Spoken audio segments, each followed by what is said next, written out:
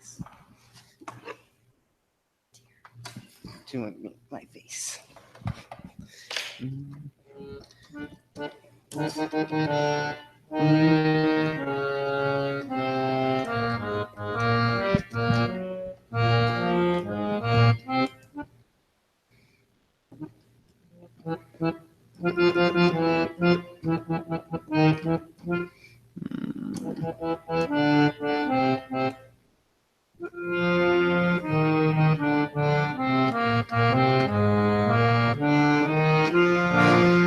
Guru Maharaj Guru Jai Jai Parabrahma Sadguru Jai Jai Guru Maharaj Guru Jai Jai Parabrahma Sadguru Jai Jai Guru Maharaj Guru Jai Jai Parabrahma Sadguru Jai Jai Guru Maharaj Guru Jai Jai Parabrahma Sadguru Jai Jai Guru Maharaj Guru Jai Jai Parabrahma Sadguru Jai Jai Guru Maharaj Guru Jai Jai Parabrahma Sadguru Jai Jai Guru Maharaj Guru Jai Jai Shankaracharya Sadguru Jai Jai Guru Maharaj Guru Jai Jai Shankaracharya Sadguru Jai Jai Guru Maharaj Guru Jai Jai Shankaracharya Sadguru Jai Jai Guru Maharaj Guru Jai Jai Shankaracharya Sadguru Jai Jai Guru Maharaj Guru Jai Jai Veda Vyasa Ji Sadguru Jai Jai Guru Maharaj Guru Jai Jai Veda Vyasa Ji Sadguru Jai Jai Guru Maharaj Guru Jai Veda Vyasa Sadguru Jai Jai Guru Maharaj Guru Jai Jai Veda Vyasa Sadguru Jai Jai Guru Maharaj Guru Jai Jai Shri Tapovana Sadguru Jai Jai Guru Maharaj Guru Jai Jai Shri Tapovana Sadguru Jai Jai Guru Maharaj Guru Jai Jai Shri Tapovana Sadguru Jai Jai Guru Maharaj Guru Jai Jai Shri Tapovana Sadguru Jai Jai Guru Maharaj Guru Jai Jai Chinmayananda Sadguru Jai Jai Guru Maharaj Guru Jai Jai Chinmayananda Sadguru Jai Jai Guru Maharaj Guru Jai Jai Chinmayananda Sadguru Jai Jai Guru Maharaj Guru Jai Jai Chinmayananda Sadguru Jai Jai Guru Maharaj Guru Jai Jai Parabrahma Sadguru Jai Jai Guru Maharaj Guru Jai Jai Parabrahma Sadguru Jai Jai Guru Maharaj Guru Jai Jai Parabrahma Sadguru Jai Jai Guru Maharaj Guru Jai Jai Parabrahma Sadguru Jai Jai Guru Maharaj Guru Jai Jai Parabrahma Sadguru Jai Jai Guru Maharaj Guru Jai Jai Parabrahma Sadguru Jai Jai बोलिए श्री सद्गुरुनाथ महाराज की जय।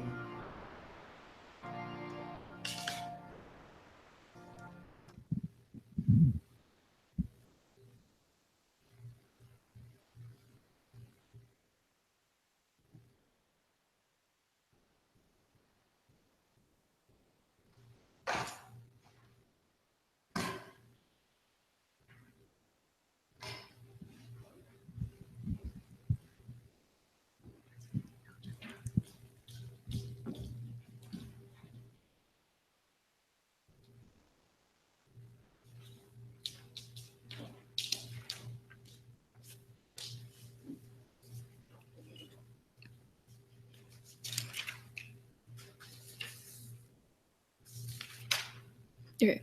Hurry up, everyone. We'll start with opening prayers and 3 ohms, and then we'll get started.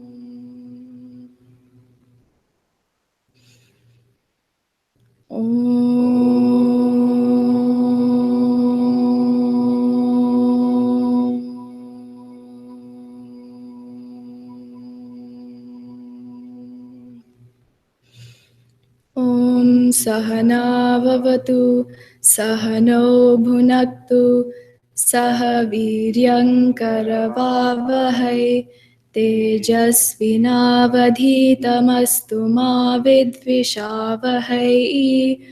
Om Shanti Shanti Shanti. Gurur Brahma Gurur Vishnu Gurur Devo Maheshwaraha Gurureva Param Brahma Tasmai Shri Gurave Namaha. Tasmai Shri Gurave Namaha. Okay, Hari Om, everyone. I'll be speaking on the 4th verse and the first line. So we'll just start with lead and repeat of that line. Kshudvyadishcha chikitsyatam. Kshudvyadishcha chikitsyatam. Pratidinam bhikshoshat. Oh, okay, wait. I'll start over. Kshudvyadishcha chikitsyatam. Pratidinam bhikshaushadam bhujyatam. Bhikshaushadam bhujyatam. Okay, so when I was thinking about when I was preparing what I was going to say, I was reading the commentary and I had a few points of contention while reading it initially. So as I was doing more research and just reading more into like what the commentary was saying, I thought of this 3-step process to understanding this first line of verse 4. So the main gist of this line, Adi Shankaracharya ji isn't telling us what not to eat, but rather to understand that food is simply sustenance and not something through which we should expend extra energy or effort on. So the 3 steps that I broke it down to begin with step number 1, understanding that food or hunger is described as a chronic disease. So through different materials and reading materials, this is my first point of contention. How can something that we experience 3 times a day, that everyone experiences, be considered a chronic disease? Usually we like dissociate ourselves from these chronic diseases. So know best, and I did some research on the internet, and the World Health Organization describes chronic disease as of long duration and generally slow progression. So when I had first read this a couple of days ago, I didn't really understand how it related to hunger.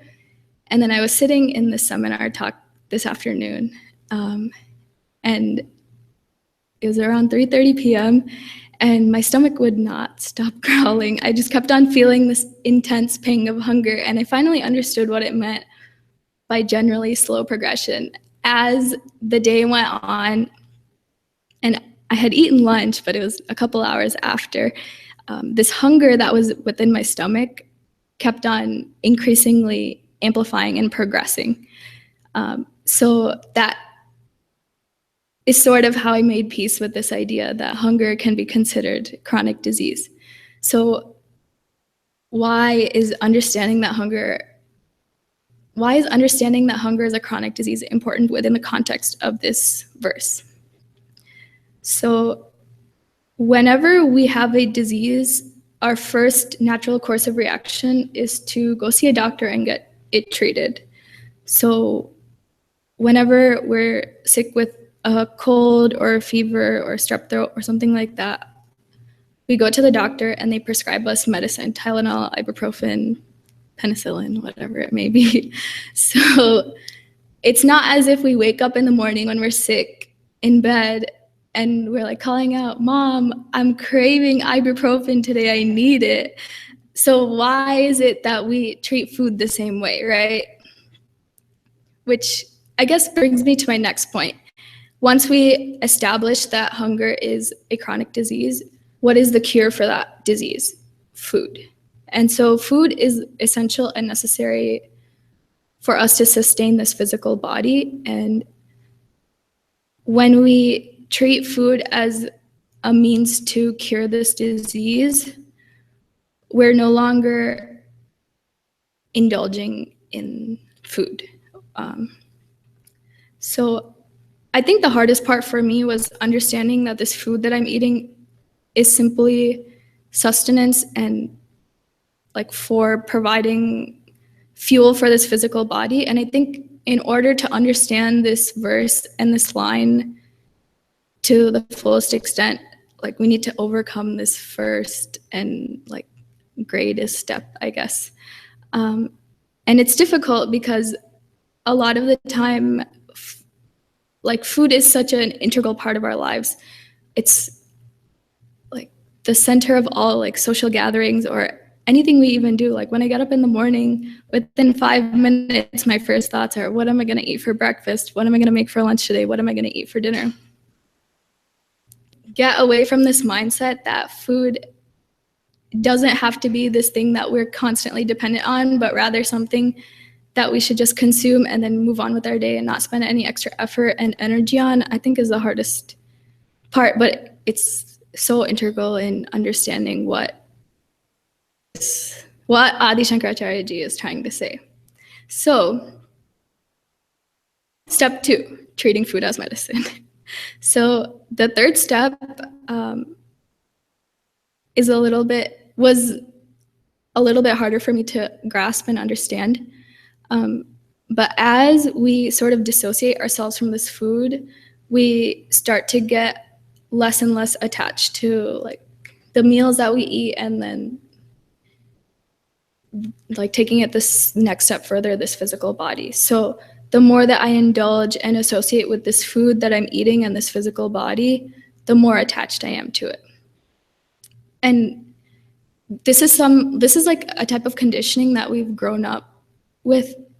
We've had like 19 plus years of indulgence and attachment of like food and this physical body. It's something that our entire lives revolve around. Like even when I'm driving home on my like daily commute, most of the time all I'm thinking about is what I'm gonna eat for dinner. When I come home from class, like the first thing I ask is, okay, what's for dinner? Like what can I eat? Like and it's like as if this ravenous hunger just sort of takes over our body and we have no control over it. So I think the greatest example of this is the greatest and the worst example of this is living in a college dorm and eating the dining hall food, because we experience both extremes. We like are used to this, we get used to this monotonous, saltless, tasteless dining hall food, and no longer is food seen as this indulgence, but it almost becomes like a chore. And so it's like we only go to eat because we have to, and we have to provide fuel for our body because we can't like not eat food. And that's sort of taking it to like another extreme, and taking it to an extreme that it shouldn't be taken to. Obviously food is necessary to sustain this body, but I guess as a college student who's like experienced the whole dining hall thing, I get it, it's tough. but I guess on the other hand of that, when you're like not exposed to that and you know that there's great food like being cooked at home, whenever I was like staying away from home, anytime I was coming home or talking on the phone with my mom, my first question would be, oh, what did you make for dinner today? Like, And all our conversations would revolve around like the food that we're eating, or like when we went to this specific party, what food was served at this party, like was it good, was it, all this like unnecessary chatter about the food that we're eating. So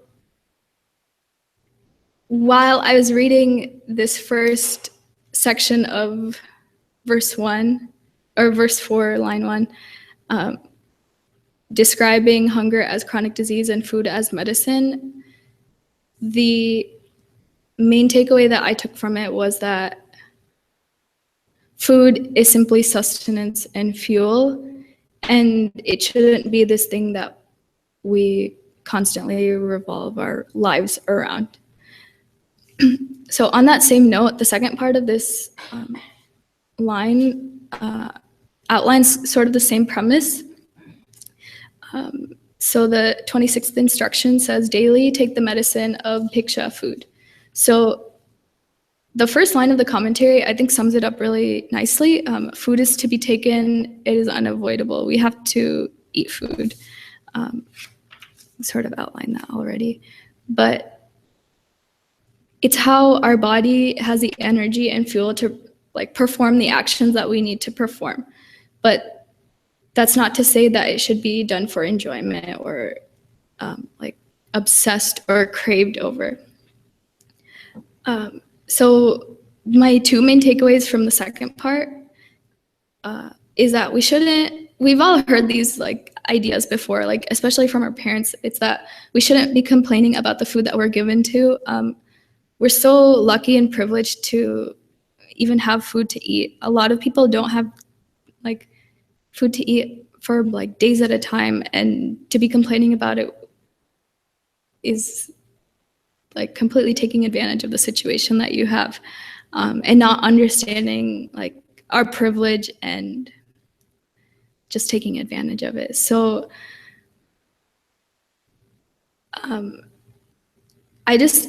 this part always like gets to me, because I think a lot of people, myself included, whenever we come home and it's this like sabzi that we don't like, our first reaction is to like completely dismiss it and like, no, I'm not gonna eat this. And I think it's like taking this verse in mind, like understanding that it's not about like coloring this food with your likes or dislikes or any opinions that you have. Like it's something that you just have to eat because it's going to give you the energy to do what you need to do. So that's the first part of what I took away from the second part. The second thing that I took away from this line is that whatever this food that is in front of me may be, it should be offered to the Lord as prasad. And I guess we've all heard this a lot from our parents also. I don't think I need to explain it any further. It's pretty self-explanatory. A lot of the food that we're given, we're so like blessed and lucky to have it. Why, like, we should eat it graciously and be thankful that it's even on our plates.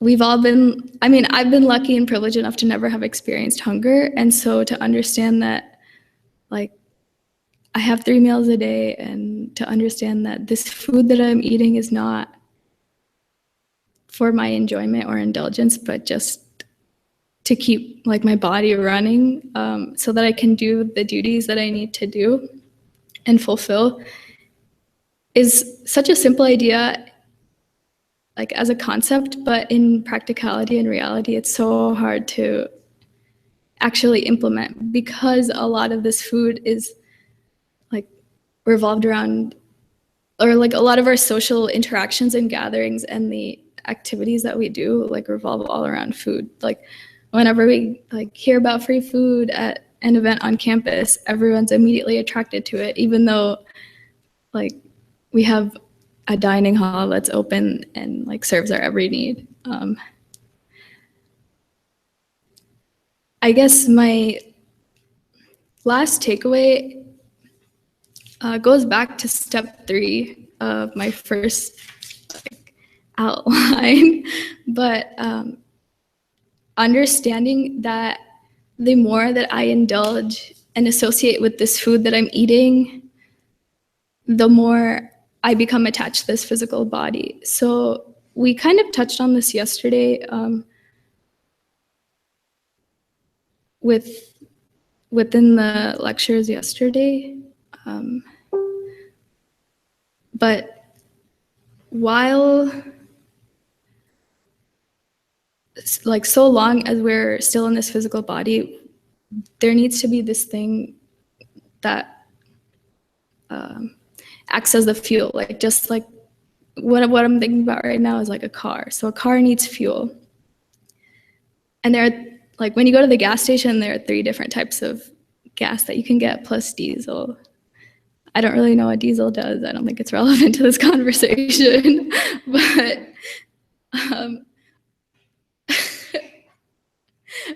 the 3 levels of gas, they're essentially the same, right? They're all gas.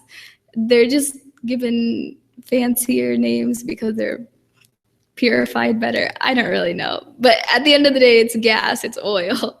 And so understanding that our food should be treated as that. Like, it's just fuel for our bodies. And it's such a simple concept. I just have such a hard time applying it because food is so all around us. Like, when we're scrolling on Facebook, we see all those like cooking videos and everything like that. And then from that, we have I'll have a dream about this cake that they made on like the TV show that I was watching. And then the next morning, I'm like suddenly craving cake. And then it's like this perpetual cycle. And I think the only way to get out of that cycle is to understand and dissociate from like the indulgences and cravings and this like attachment or unhealthy relationship that we have with food. So yeah, thank you, and hurry on.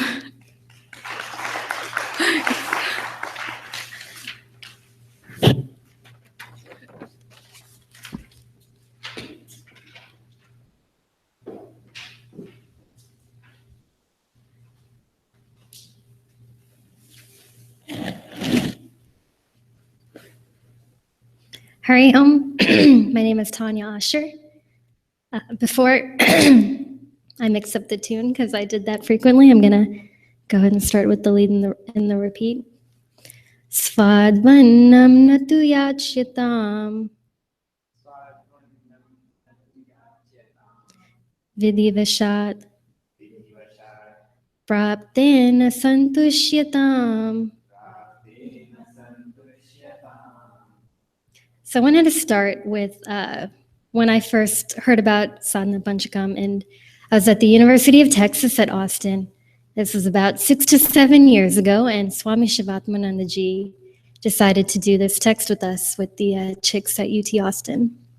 And I thought it was brilliant. It was a simple text, very easy to digest, and a good introduction for college students.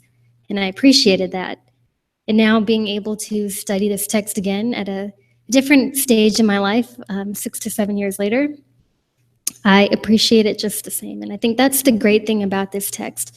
No matter which stage you are in life, no matter your gender, it's applicable. Something I was thinking about earlier today, and this is what I do frequently, like if I see a workout in a magazine or a recipe I like, or maybe, I don't know, an outfit I like that's good for work in like a J. Crew catalog, I cut it out and I paste it or tape it onto my door of my bathroom door so I can see it frequently and it serves as a reminder. So I thought, the Sadhana Panchakam would be perfect to condense, maybe put my own words and then tape it to my door so I see it every day. So that's just one suggestion I can give to y'all. Hopefully I'll be moving to a new place and then I hopefully will do the same as well.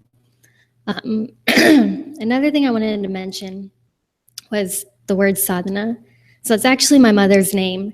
And growing up, I'm not gonna lie, like it was a difficult word to pronounce. I was a little embarrassed by it if friends were ever like, or teachers or parents of friends were ever like, oh, what's your mom's name? I was a little shy to say sadhana, but once I learned the meaning of the name, I was like, wow, this was probably the best name, one of the best names that someone can be given. Because to be constantly reminded of the word practice or spiritual practice, I think is a blessing in itself. So for example, like, I don't know if y'all have like a sport you're passionate about. Like I love basketball. It's something that I grew up playing, or maybe I have like a favorite recipe, or y'all have a favorite recipe that you're trying to master. What do? You practice it daily, all the time, constantly, or whenever you get a chance, because that's your passion and you want perfection. So in the next 15, 20 minutes, or even for the rest of the evening, I want y'all to think about what practice means to y'all. And again, if you could be given the chance, I don't know if anyone else's name is Sadhana, but to be given that constant reminder, like practice, what is practice to y'all? I think that's something great. Okay, so now we come to step 27. And a lot of the themes, and actually, sorry, let me take a step back.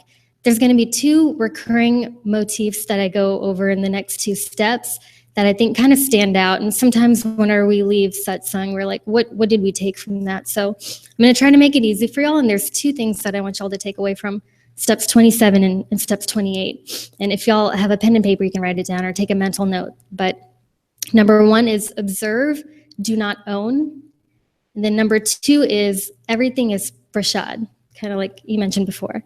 So keep those 2 in mind, and then I'll call them out in the next 2 steps. So step 27, beg no delicious food. The first point I want y'all to recognize here is the word food. So in the previous step, step 26, this was actually physically, literally food. Here, this takes on a broader meaning, so anything that is consumable by your senses. So it could be food that you ingest through your mouth, or maybe it's this maroon pillow you see, or the sound of my voice that you hear. So those are all foods that you can technically consume in the meaning of this line. So I actually recently went to a marriage camp, and it was taught by Acharya Vivek Ji and Acharya Vilasini Ji. And Vivek Ji here, he said, observe, do not own. And that was something applicable to the marriage workshop, but I thought it was applicable to this verse as well, or to this line as well. So when you perceive these sense objects, observe them, do not own them. Do not formulate a thought about, oh, this is a really beautiful maroon pillow, or I love this pillow, or oh my gosh, that's a hideous color, I don't like it at all. Don't create those thoughts, just observe it. This is a pillow, and then let that go.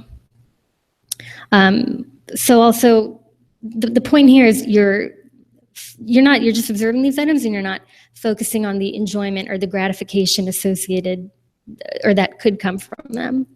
So if you're hungry, eat, right? Like we just learned that, that's could be a chronic disease, or that's you eat. You need that to fuel your body.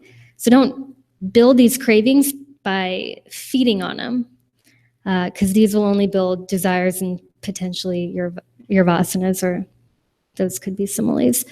Another point that was in the previous verse, but I think a good note to be made, is do not plan your dinner.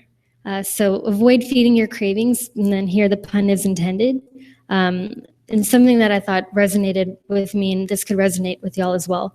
But like, don't make reservations at your favorite place for dinner. I know this can't be taken too literally, because if you have a family, you have kids, they might have soccer practice or tennis practice, and maybe you're coming home from work, so y'all have a scheduled dinner so you can eat dinner together. So in that sense, yes, you might need to plan your dinner. But if I am thinking that it's lunchtime at work and there's a Taco Bell right across my street, I love Taco Bell, and it's like a secret of mine because I don't like to admit that out loud. So I'm letting y'all in on that secret. But maybe I don't go to Taco Bell then, right? Don't plan to go to Taco Bell, for example.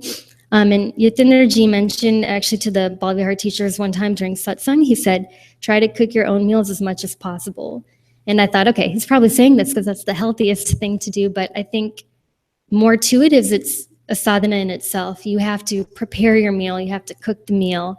And that takes discipline to actually make your own food.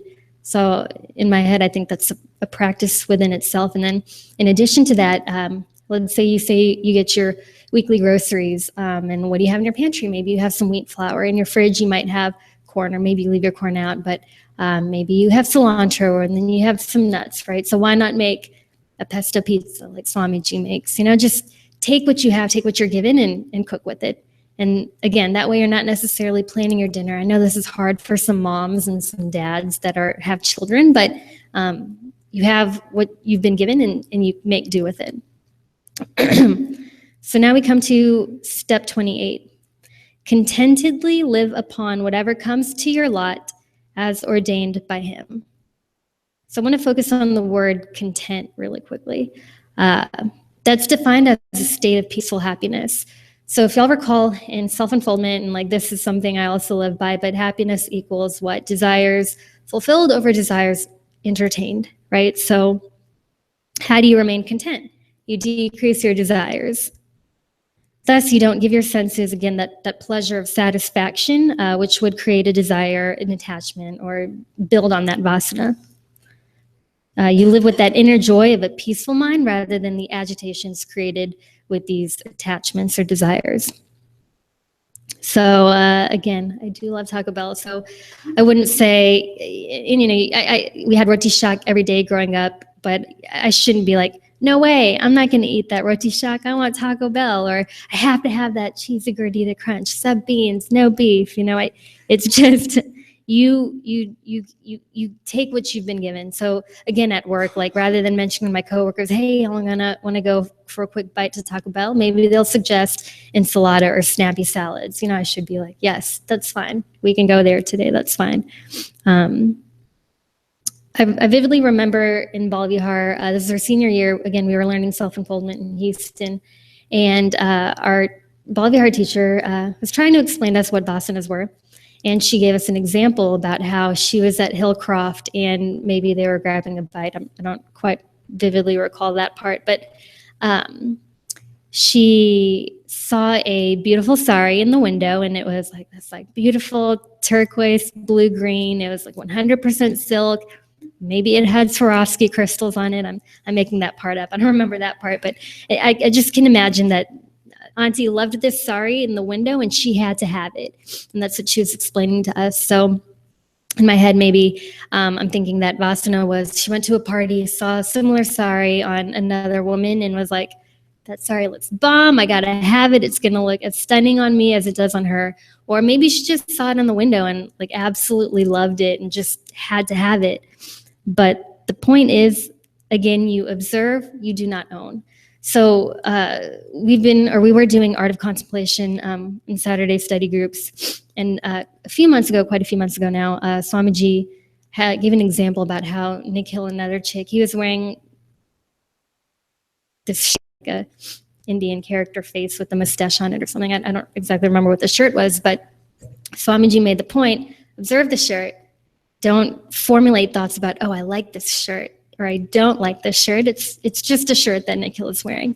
Similarly, that sari was a sari in the shop. You don't create thoughts about whether you liked it or not. It was just a sari. You see it and then you walk away. Maybe bite. I was telling you at the energy, I was practicing this on my nephew. He's 6 years old, and he said, but what if the sari was free? I was like, okay, yeah, sure. Then if you've been gifted that sari, you take the sari, whether you like it or you don't like it. It's just a sari. And another point that actually reminded me, in the previous line, we learned about creating or having attachments to food specifically, like food that you intake. And then I remember in college a few years ago, I was in Europe kind of backpacking with a friend because we had a summer study abroad there. And she was telling me about a theory that she had that people make money to eat better food. And I thought that was interesting because as I've gotten older and I've earned my own money, I'm like, that could be true. Like a lot of friends of mine in a similar stage in life, they want to go have fine dining. And I'm not going to lie, I love fine dining as well, but it makes sense. The more money you have, the more better food you want to eat, was her theory. And there's a famous intellectual, and Samir Morley, he's from Houston as well, but now he lives in LA. He's a chick out there. He always says, a famous intellectual says, mo money, mo problems. And it's actually a rap artist, but that that is true in itself. So if people make money to have better food, I think that's mo money, mo problems. So I wanted to mention, we kind of started to get into vasanas, but the key here is vasana exhaustion. And how do you do that? You have these vasanas that are unmanifest tendencies. And when they're manifest at the thought level, they become our desires. So to achieve this vasana exhaustion, it's rather simple. And again, I was like kind of flipping through self-unfoldment when I was looking at this, and it says in the text, it's very easy. No vasanas, no desires. And then no desires, no desire prompted activities. So how do you remove these desires? You remove the ego-centered act within them. So you remove the I. I mentioned a lot of examples of, oh, I like this, or I don't like this. You remove that I, you take it out. And how do you do that? You serve everything to a higher purpose, a higher goal, a higher ideal, or make everything God-centered. So I mentioned the second motif that I wanted y'all to hopefully take away is that everything is prasad. So, and I know that was mentioned in the previous line as well. So again, in this marriage camp I recently went to, it was about a month ago, but Vilasaniji said this, and I thought it was so beautiful. And again, it was applicable to the marriage workshop, but I think it's applicable here as well. So I want to leave y'all with that. Everything is prasad. And I know Swamiji has mentioned it. I think it was actually Art of Contemplation as well. Maybe I don't recall very well, but I heard this a few times over the past couple of years, and I try to apply it daily too.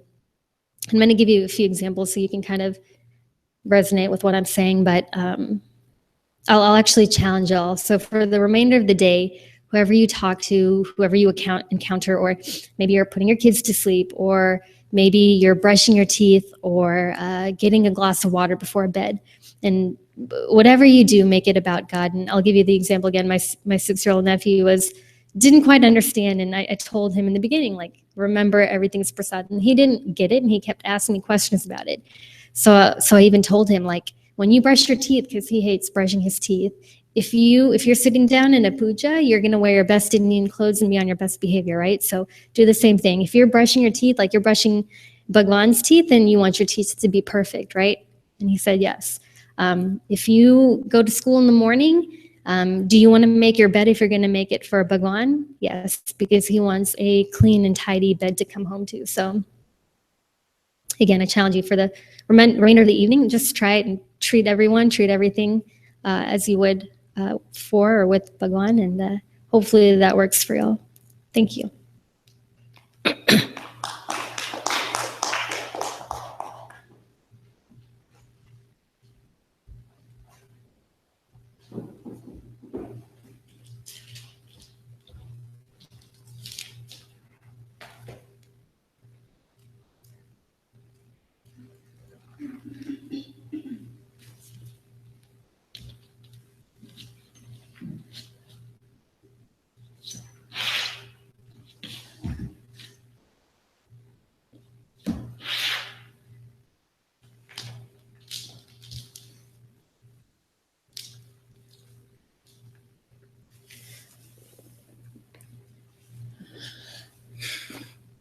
Hari Om. Before I start, whenever I sit in front of a mic, I'm either too far or too close, so is it fine? Good. So let me start with the quote and you guys can repeat after me. Shitoshnati vishahyatam Natuvrata Vakyam samucharyatam.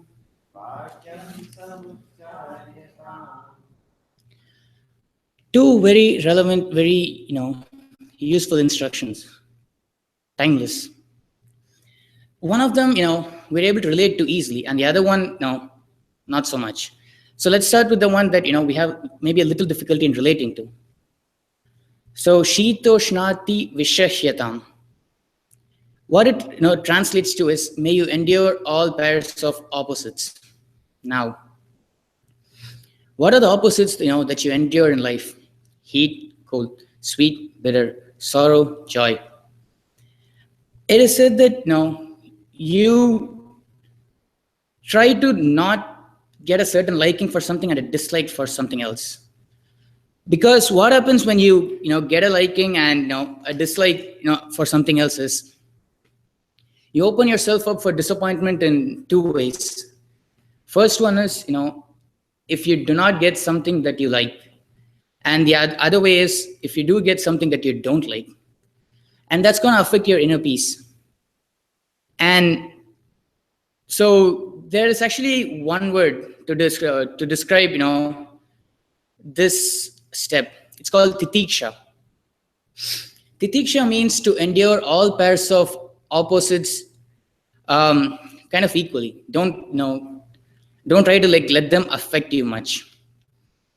So while I was going through the material online for this verse, I read in a commentary that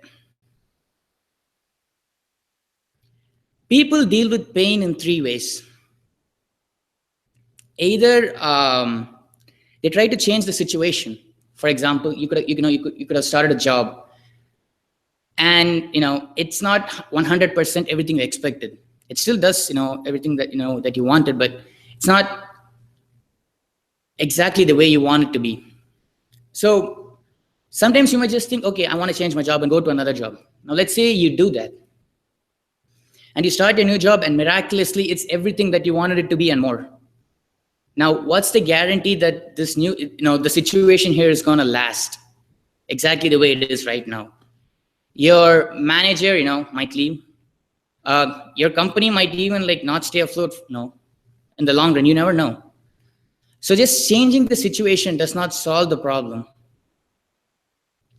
Another way that you deal, it is said that you deal with pain is you explode. You explode on people. You explode on, maybe someday you start yelling at your boss because things aren't going your way, which definitely isn't the right way to go about this. Neither healthy nor safe for anybody involved. Third way that, it is said that you deal with pain is you internalize it. Whatever, frustration you feel, you just put it inside and, just, not let anything out, which is not good for you, for your mental or physical health or emotional health. And that's where titiksha comes in. If situations do not go your way, then try to endure them. Because it is said, the longer you endure that situation, then you kind of develop this holistic point of view to the situation, such that you're not affected anymore by these opposites. So I got two stories here. One where I should have been practicing titiksha, and one where I inadvertently realized, I was practicing titiksha. So the first one is, show of hands, how many of you need to have a hot shower every day, regardless of the temperature outside? Me too. So, usually we get hot water and we don't think much about it. It so happens one day that, in my apartment, there was no hot water that day morning. And I was kind of running late for work. But when I realized that there was no hot water, instead of taking a cold shower, what I decided to do was turn on the stove and heat some water and go, get my hot shower anyway. Problem was, because I did this, I was late for work. I was late with all my activities for the day. And it pretty much ruined the entire day. And then I go to my apartment manager and she tells me it's going to take 2 more days for hot water. Basically 2 more days, that got ruined because I needed to have a hot shower. But if I was practicing titiksha right then, I would have probably realized this is just the, process of cleaning myself. It doesn't matter if it's hot or cold. I shouldn't care. Okay, so no hot shower, fine. Cold shower and just, go on. I shouldn't have let it affect me so much. And the second story that I have is where I inadvertently realized when I was preparing this, I realized I might be practicing titiksha without realizing it. So again, show of hands. How many of you can say you support a sports team? One sports team. If you're stuck with your sports team for long enough, you'll know what I'm talking about. So I support a team called Liverpool in England. It's a soccer team. And my team is notoriously famous for finishing third in a 2-horse race. That's what we are. We haven't won a title since 1990. When I started supporting my team back in 2008, nearly 10 years ago, every win and loss got to me. When you're a new fan, you realize that you're part of this new thing, and everything's exciting. And if your team wins something, you're excited. And if your team loses something, you're probably downright depressed for a while. I certainly was. So the way they play soccer is for 38 weeks, they play once every weekend. So if my team loses on a Sunday, it will take me 3 days to recover, and then to realize they're playing again next Saturday. Or worse, if my team actually wins on Sunday, then I'll be anticipating the next 6 days next game. That's how I was when I started supporting my team. And each wins and losses, it affected me so much. Whereas, I wasn't even sure how much I was actually enjoying it. And fast forward 10 years, I've seen a lot in the game. I have seen top teams crash. I've seen bottom teams come up and win championships. And there's a reason why I'm telling all this. It so happens while I was preparing for this talk, I was watching the Liverpool game. Sure enough, they didn't win. But after the game, I just closed my laptop and then went on preparing again. And that's when I suddenly realized, wait a minute, did I just do Titiksha without realizing?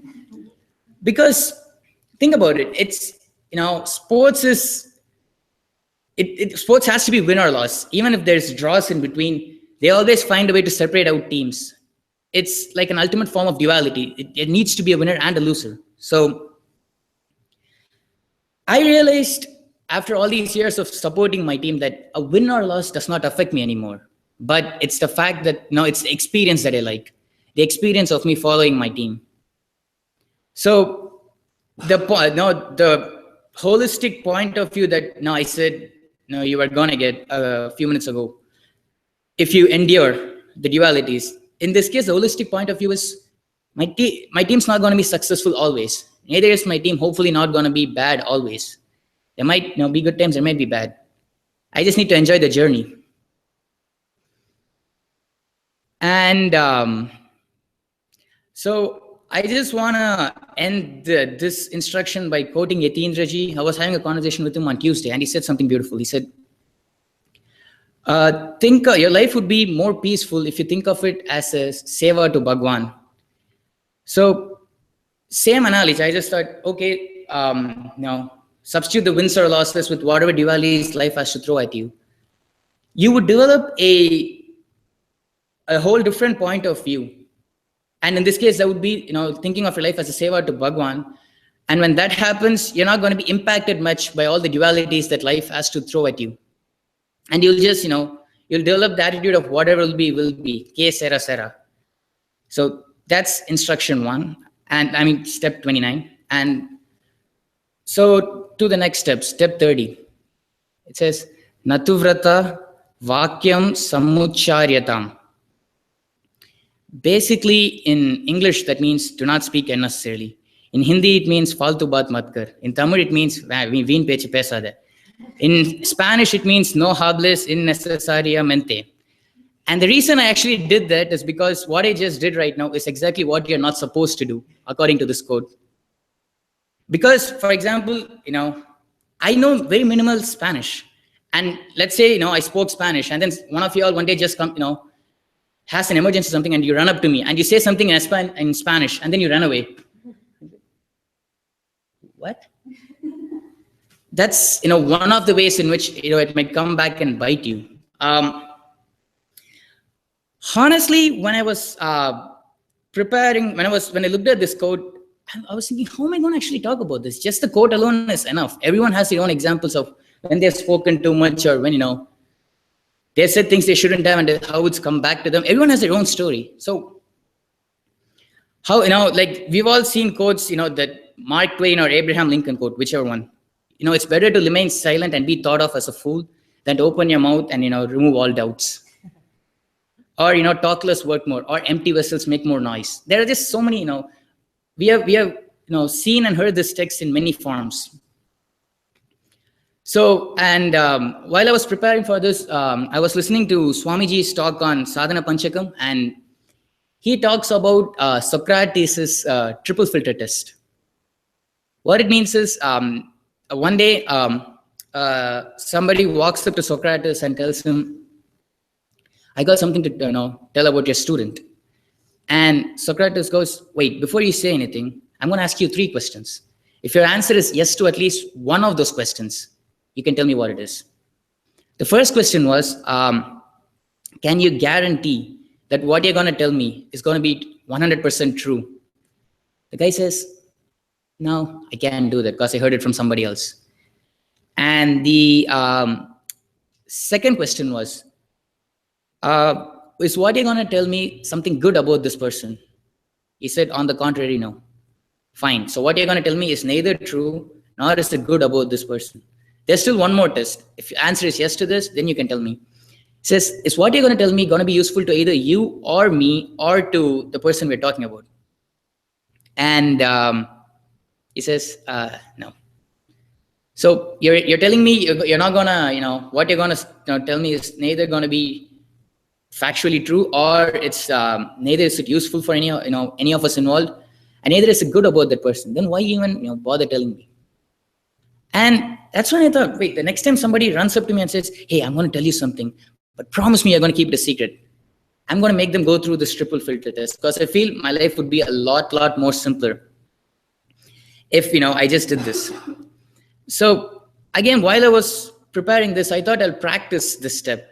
Last year, me and my colleagues are notoriously famous for having opinionated discussions during lunch. All the topics you're not supposed to talk in a workplace, because it's controversial. We like to talk it and just, that's how our lunches are. It's opinions. And half the time we don't even know what we're talking about. We just like, putting it out there. So last Tuesday, I consciously made a decision before lunch. Take a deep breath and just don't speak today. And so, we're shown our seats in the restaurant, we sit, and somebody says, so, about that French elections. Immediately, like, involuntarily, I almost said, no. Take a deep breath, just listen to them and see, what they have to say.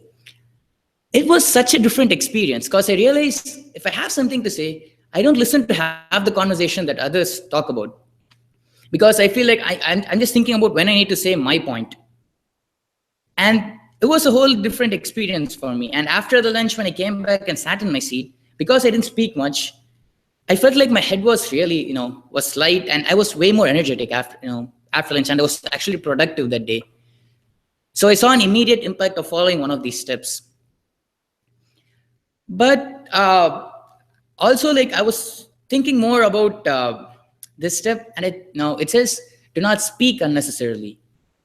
But in today's, today we don't just talk to each other by speech. We don't just say, talk to each other anymore. There are many other forms of communication. Maybe this can be extended a bit more to fit other situations. For example, do not send a text message unnecessarily. Do not post on Facebook unnecessarily. Do not tweet unnecessarily. Do not snap unnecessarily. Do not tag your friend in that meme on Facebook unnecessarily. Do not send an emoji unnecessarily. Because these are all different forms of communication again.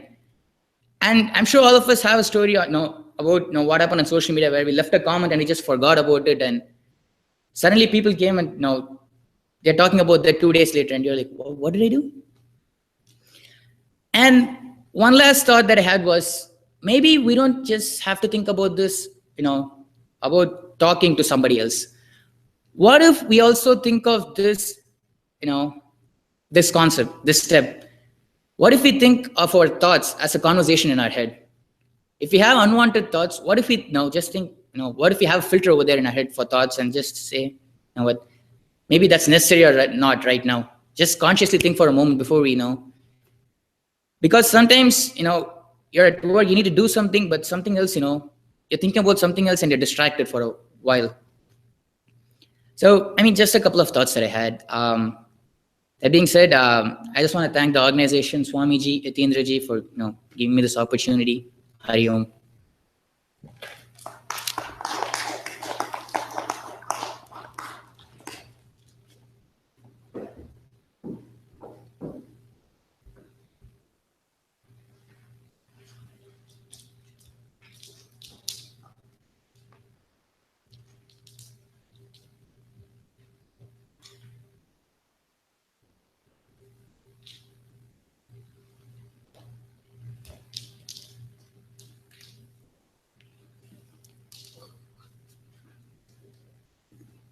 Hello. Hariom. Okay, so we have gone through the first 3 lines of verse 4, and we can lead and repeat the last line.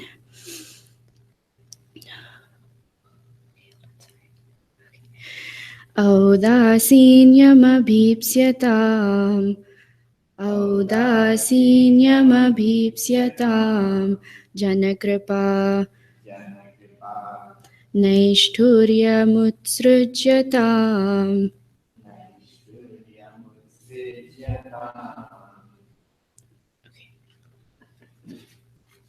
So the last line has instructions 31 and 32, and the direct translation for instruction 31 is to be indifferent. So let's start with what it means to be indifferent. I think when you're defining indifference in just a general colloquial meaning, we want to say that it kind of has a negative connotation sometimes. You think that it means to not care or to be ignorant. But in this context, in this situation, I feel what we're trying to establish is that it's not about us not caring or ignoring. It's more about our ahankar and our ego not being attached to any input that's coming to our senses. So for the past hour, we've been talking about thoughts and emotions, and you laid out an awesome groundwork for what I have to say. So different things. So what do we need to be indifferent towards? Obviously, we can start with the most gross, and that is objects and people and everything, like physical things that are around us. And it goes from that to emotions and to thoughts. And the reason that it gets more and more complicated is because we let ourselves get attached to each of these things. So as we've been talking about food, the reason that it's so hard for us to not just think of it as sustenance is because everyone has at least one specific dish that they're like, even when you start talking about it, your mouth starts watering. For me, that would be pani puri. And it's funny because I can't tolerate spicy food at all. But when my mom makes pani puri, it's like, let's go. And so I'm sure everyone has food. Some people are really attached to their phones, especially in this day and age. Every communication, like we said, happens through our phones. And it's crazy. I mean, I don't know if this is even possible, but if we had to keep track of how many thoughts we have in a day, it would be like millions, because every second, even right now, I should only just be thinking about what I'm saying. But I'm thinking about, oh, my mom's sitting in the back. Oh, it's 8:30. Oh, I still have 20 minutes left. Oh, I have 2 note cards, blah, blah, blah, blah, blah. So it's really hard for us to just focus on one thing at a time. And we are so worried about what other people think of us. So it's funny, I was having a conversation with my sister just a couple of days ago, because that was something, even as a young adult, that I struggle with a lot, because I feel like sometimes you make a certain mistake, whether it be something really small or something grave, and it's human nature to just judge really quickly, right?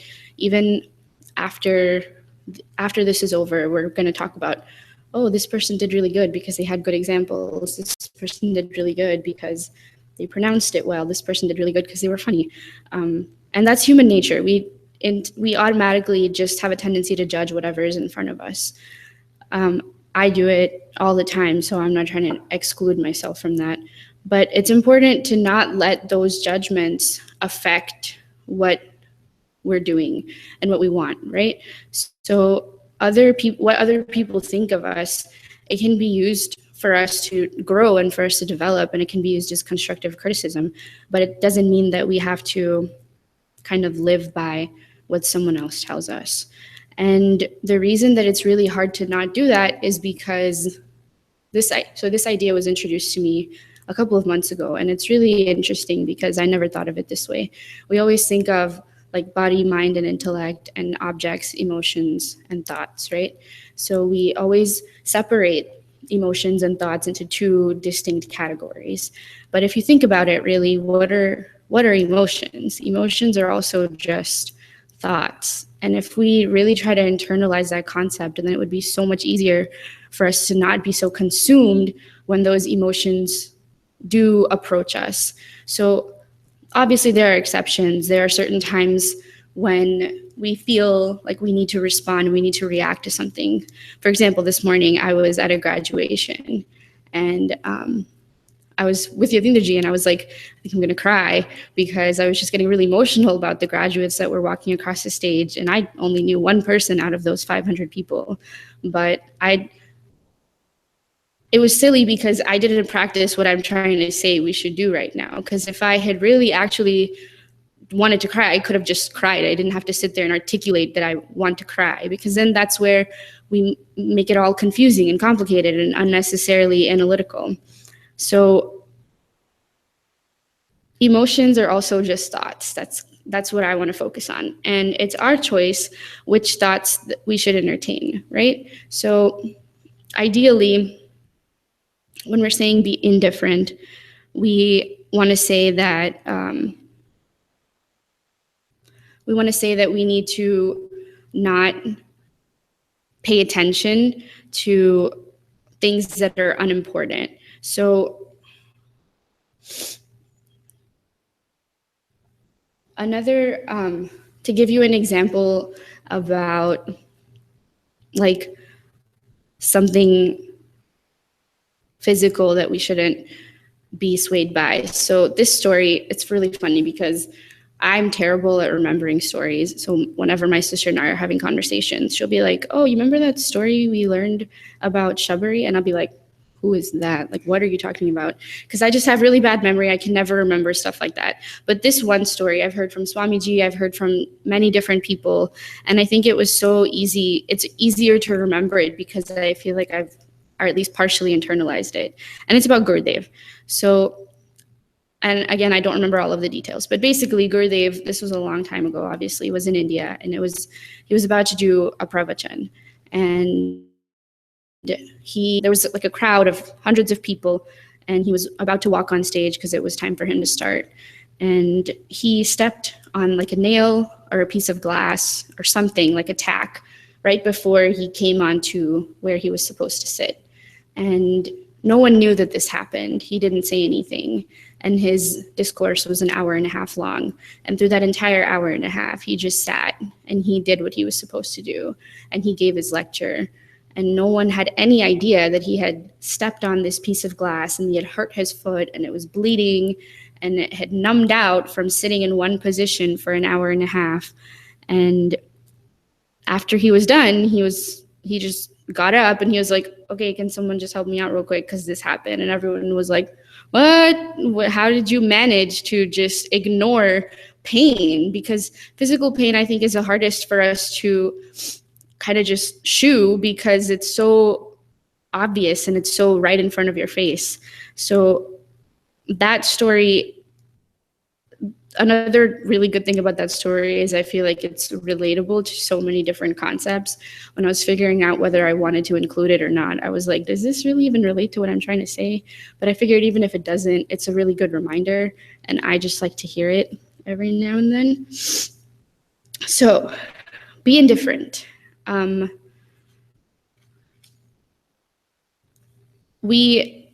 think it was Tanya, you were saying earlier that one of your themes was observe and do not own. So in the same sense, we want to just observe our thoughts, right? And I think a CHYK earlier this week had used the word sakshi, which I believe means witness. So we want to play that role of stepping back and not attaching to the thoughts that come into our head. So not saying that, oh, Priya is thinking this, Priya is thinking that, Priya wants this, Priya needs to do this. It's more just about if it comes and if I need to act on it, then I act on it and you move on. And it doesn't have to become a big deal because we just make a bigger deal out of everything than what it needs to be. So that is my takeaway of instruction 31. And the second one says, save yourself from other people's kindness. So this one was kind of tricky for me because it kind of sounds like, why would you want to do that? Like, I'd save yourself from other people's kindness. I don't know. But when I was reading the commentary on it, it was basically highlighting that what we want to do is give the world more than what you take from the world. And immediately after reading that line, I thought of our pledge, which says producing more than what we consume and giving more than what we take. And I don't know how to say it any simpler or more beautifully than that, because that is what we need to be doing. We get so caught up in what we want and what we need to do and what people should be giving to us and how people should be treating us, because everything is about us when it shouldn't be. And if we just focused on dedicating every single one of our action, ideally to Bhagwan, right? That's what we want. But even if we start off with just doing something for someone else, then that would be more beneficial to that person and ultimately for ourselves also, if we keep that mindset. And I think when I was thinking about this, I was thinking if we still really care about our perception of from other people, the only way that it's going to get better is if you do good things for other people. So if you're still living selfishly, then obviously people are still going to think of you as a selfish person. If you're still making the same mistakes over and over again, and if you're still having the same thoughts or doing whatever, then that's how those people will think of you, and that will not change. So if for whatever reason, if it's hard for us to not care about what other people think, if you do want to change for that reason, then you need to do good things for them. And I think even so, I teach Balvihar to kindergartners, which is great. And we tell them every Sunday that you always want to think of God in everything that you do. And most kids are like, yeah, of course, I already do that. And we're like, how many of you do like a prayer before you go to sleep? Or when, and we have like prayers for everything, before you study, before you eat. And so when we ask them that, most of them don't raise their hand, because even it's a discipline, right? Like we've been talking about. And I figured, at least for this year with this group of kids, I figured out the reason that they weren't raising their hand is because they were like, why do we have to say a prayer? Like, why can't we just like say what we want? And I was like, you can totally say what you want. It doesn't have to be this like Sanskrit verse, especially if you don't understand what you're saying. Then I'd prefer that you just kind of have a conversation with God, because God should be your buddy, right? Especially at that age. And so when we talk to them about offering everything to God and doing everything for God, what we really want them to understand is that the God that you're offering everything to is the same God that's in all of us, right? So I think growing up, I didn't really understand that until very recently. I always felt like when I was praying to this other entity, and that was separate from all of this other knowledge that we learn and all of those taboo words like moksha and Brahman, and that's all one thing, and God is a separate thing. And it's not, it's all the same thing. And the more that we think about that every day with everything that we do, that's the only way that it's going to become of importance to us. And I feel like we sometimes use that excuse that, oh, we're just beginners, so maybe we don't have to think of it, we don't have to start with that higher step, right? I don't think we're beginners, especially no one sitting in this crowd here. So I think if we shouldn't use that as an excuse to not move forward, because we sometimes just get stuck, and then we use that as a crutch to not take a risk or to not understand deeper. So if you call yourself a beginner, then you'll be a beginner for your whole life. And I think it's kind of like in Harry Potter, when everyone is scared to say Lord Voldemort, and they say like, you know who, or he who must not be named. So we don't have to do that. We can just say like moksha, like let's do it.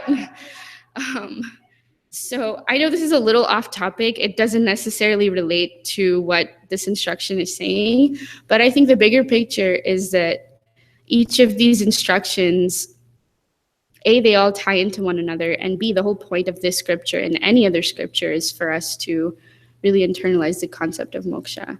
And I want to say that I think I maybe even 1% started doing that when I thought of moksha as happiness. And that's just my take on it. That's not, I haven't even talked to like Swamiji or Yatindraji, but I think for me, if we, because that's why we're born. That's what we all want, right? If you ask someone, do they want to be sad? They're not going to say yes. Everyone wants to be happy. But that when we say we want to be happy, we're still kind of using that limited definition of happiness, right? So again, if instead of being a beginner and using the limited definition of happiness, we choose to pursue happiness with a capital H, then all of this will kind of fall into place. I think my whole life I was told, pick one thing, pick one quality, pick one trait, character trait. And as long as you can master that, everything else will fall into place. And I don't want to say that that didn't work, but I think there's no harm in trying from bottom down top down rather than bottom to top. So but an alternative to picking one thing and trying to make it broader, we can also just try understanding the broad thing and going to the subtle from that, if that makes any sense. Okay, and that's all I have. So I shall close with Purnamada. You guys can join me. Om Purnamada Purnamidam Purnat Purnamudachyate Purnasya Purnamadaya Purnameva Vashishyate. Om Shanti Shanti Shanti. Hari Om Shri Gurubhyo Namaha. Hari Om.